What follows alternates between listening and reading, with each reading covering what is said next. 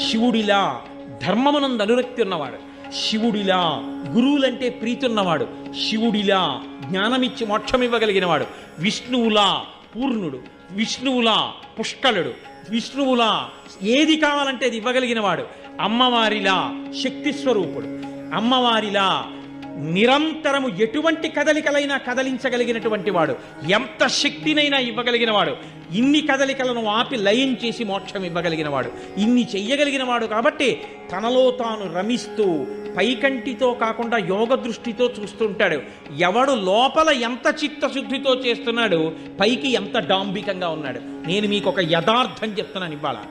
ఒక్కొక్కసారి ఏ దీక్ష లేకుండా అయ్యప్ప స్వామి గుడికి వెళ్ళినటువంటి కొంతమందికి అసలు జీవితంలో అయ్యప్ప దీక్ష తీసుకొని వాళ్ళు కొంతమంది ఆ గుడికి వెడితే 50 సార్లు దీక్ష తీసుకున్న వాళ్ళకన్నా కూడా అద్భుతమైన